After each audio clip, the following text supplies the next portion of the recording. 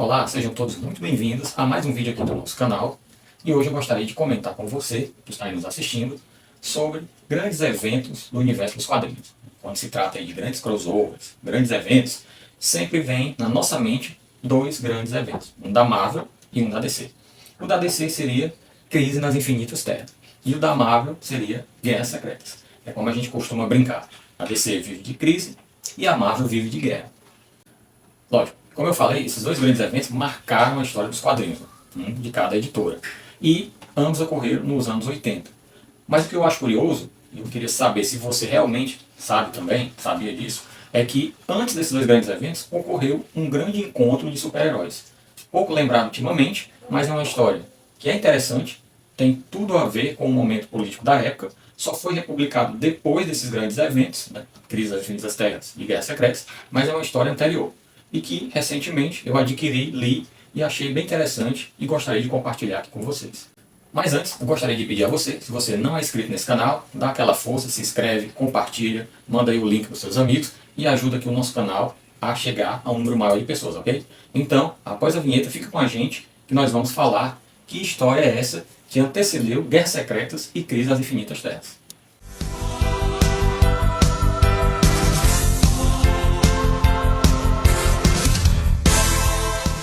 Bom, aqui nas minhas mãos eu tenho uma grande obra, Guerras Secretas da Marvel, que foi publicada no ano de 1984, uma história aí de Shooter e Zack.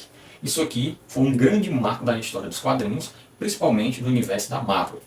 Então, isso foi, para muitos, considerado aí o maior encontro de super-heróis. Pode até ser, mas não foi o primeiro. Em 1986, a DC lançou Crise nas Infinitas Terras. Eu adquiri nessa versão, Grandes Eventos DC, capa dura, Mark Wolfman e George Pérez, uma dupla imbatível, uma dupla que fez muito sucesso. E Crise nas Infinitas Terras marcou toda a reformulação do universo DC. Particularmente, eu gosto um pouquinho mais da história Crise nas Infinitas Terras. É lógico que é uma obra mais complexa, riquíssima em informação, e por trazer tanta complexidade de muitos personagens, multiversos, talvez para uma pequena parcela do público isso não agradou tanto. As pessoas, talvez, a boa parte delas gostam de histórias mais simples. Mas isso aqui, cara, é um marco que, para mim, foi assim algo espetacular, porque foi uma reformulação de todo o universo da DC, criação de personagens que foram extintos, e isso aqui levou muito tempo para se construir essa obra. Lógico que Guerras Secretas também é uma história sensacional e é algo mais objetivo e menos complexo, na minha visão, do que Crise nas Infinitas Terras. Porém, o tema do nosso vídeo de hoje não é sobre essas histórias, que sim, merecem um vídeo para falar sobre cada uma delas, mas sim sobre essa história que é o Torneio de Campeões. Aqui, para quem não sabe, foi o primeiro grande encontro de super-heróis de uma editora. É uma história que foi feita em 1980, um pouco antes de Crise das Infinitas Terras e Guerras Secretas, porém ela só foi publicada anos depois. Então, algumas pessoas acreditam que essa história ela é mais recente do que, por exemplo, Guerras Secretas, mas não é.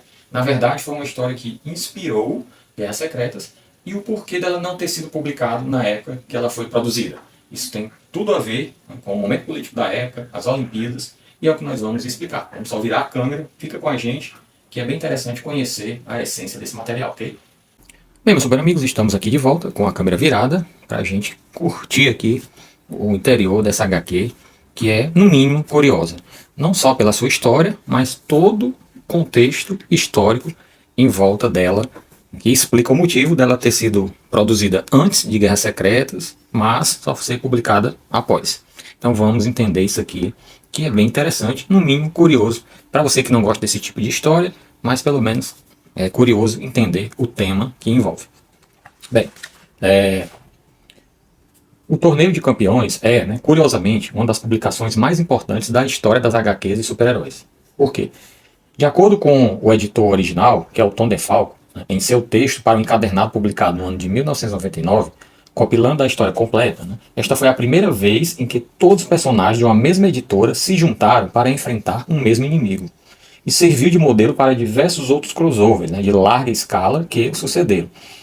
Como, por exemplo, o Guerras Secretas da Marvel, publicado logo após desse torneio de campeões, e a Crise nas Infinitas Terras da DC Comics, que logo também depois de Guerras Secretas. Como eu falei anteriormente, Guerras Secretas em 84, Crise nas Infinitas Terras em 86. O mais curioso ainda é o fato de que esta minissérie tão icônica tenha surgido originalmente apenas como uma história temática para as Olimpíadas do ano de 1980.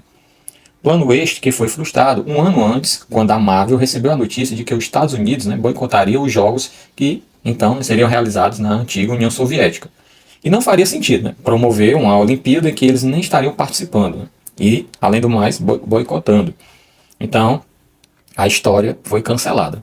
Primeiro ponto curioso.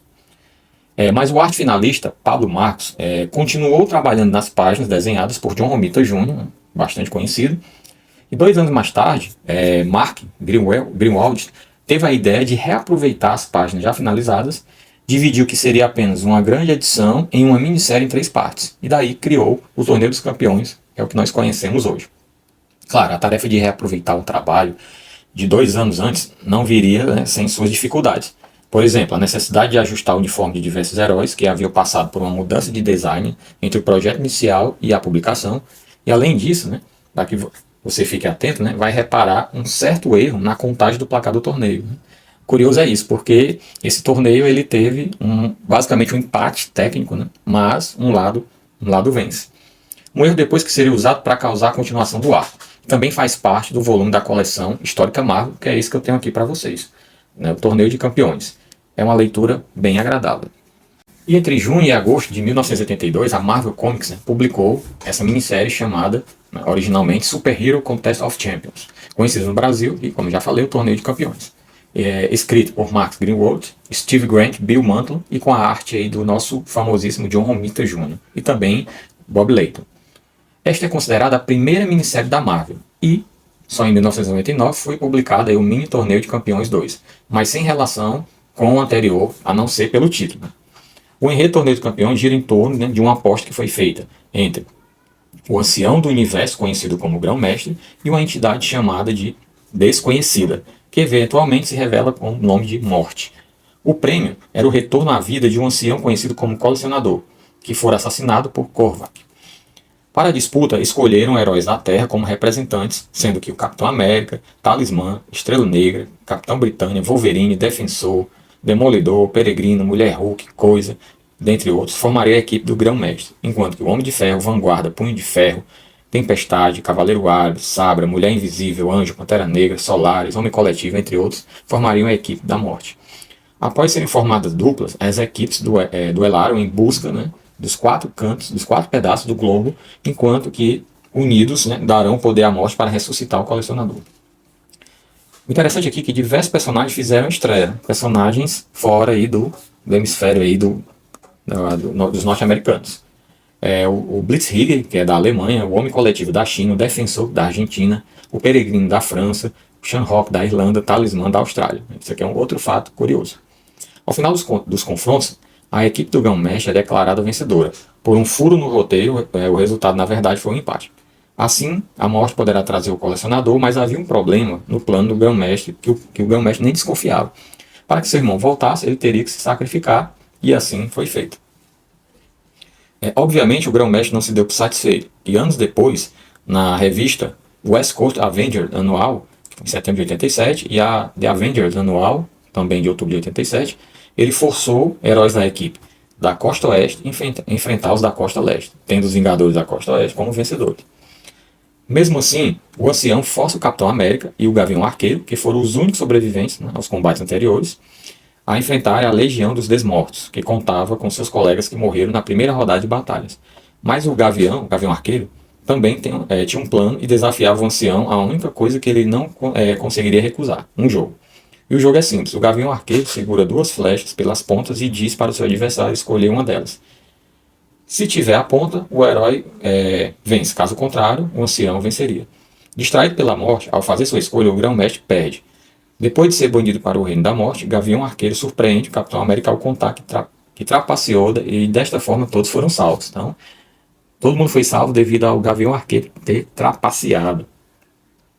Como curiosidade, cada edição da Marvel Super Hero Contest of Champions continha um catálogo de todos os heróis em destaque, sendo o protótipo para a publicação do famoso oficial Handbook of the Marvel Universe.